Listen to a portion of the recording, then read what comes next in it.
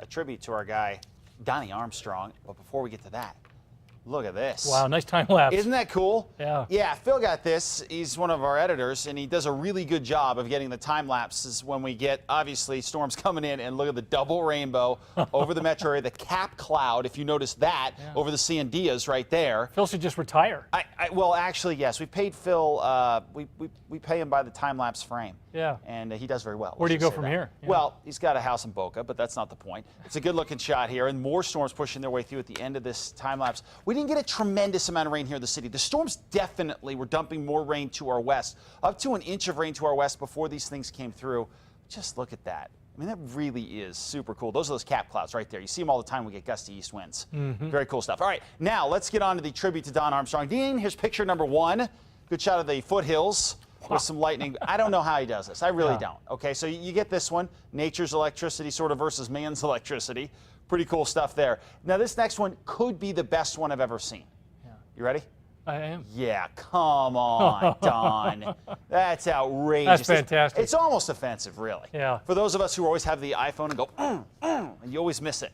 That's it. And by Great the way, shot. this is no Photoshop. This is legit. I know, that's legitimate. Yeah, now I think he does long exposure stuff, but still, it's incredible. All right, here's a look at some of the numbers we've had around the area over the past 24 hours. Gascon, over 2 inches of rain there. Corona, well, they've gotten 2 inches of rain. Moriarty, Taos, Alamos, Santa Fe all did very well today, but you can see that corridor of the northern mountains really got crushed with rain today. And we do still have flood advisories across east central sections and up over the northern mountains, with still those flood watches in the light green shaded areas. From northeast to southwest, we still have a lot of storms. This band of storms will continue to creep to the east, but watch out in the Sacramento mountains tonight. You guys have some flooding issues as this thing comes through. Heavy rain will be a possibility out there. 65 degrees in the metro, and we are cranking up the east winds 20 miles an hour. Across the northern half of the state, you can see cool temperatures, mainly in the 50s, very July and August like. Down to the south, 70s and 80s. Look at satellite and radar here. We have a good crop of storms for now, and we're going to keep the storms going here for the foreseeable future. Now, remember last night we talked about that cold front that came in. That helped to initiate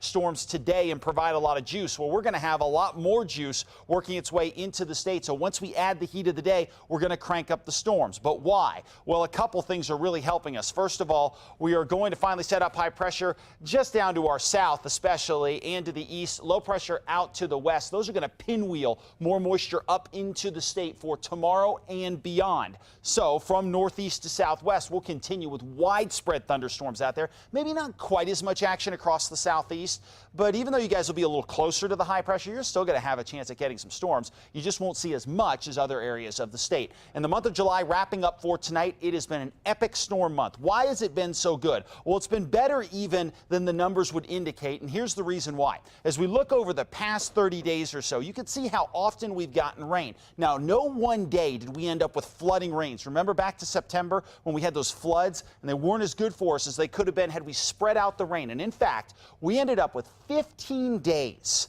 when we had some measurable rain in the metro area. That's huge because we added 2/10, a half an inch, even up to an inch at a time, and that really helps. So that allowed for more of a soak into the soil, helping the drought situation more so than it looked like it would if it had all come at once. And despite not reaching 4 inches for the month, we got to about 3.56 or so. We're still the second wettest July on record. This has been a very good setup. Hopefully, August will be just as good. 70s and 80s across southern Colorado. Scattered storms out there, out to the northwest. Scattered storms here, too. 79 Grants, 87 in Farmington. Southwest, you guys are going to get pasted again tomorrow with more rain. Get soaked right now, getting soaked again tomorrow. Southeast, scattered storms for tomorrow. But watch out. Again, watch those Sacramento mountains tonight. I am concerned with the flooding issues there. Meanwhile, up to the northeast, rain and thunderstorms once again. Through the weekend, a good chance for more soaking rain. 67 Angel Fire tomorrow, 63 Red River. You guys did very well for rain today. And Espanola, a little waterlogged. That's going to continue. 70s in the East Mountains. And finally right here in the metro, temperatures in the low 80s. Scattered afternoon thunderstorms. 7-day forecast. Good shot at least scattered storms through Sunday before we start to dry out a bit. Much more on Twitter at KRQE Mark. Oh, good stuff. Mark, thank you.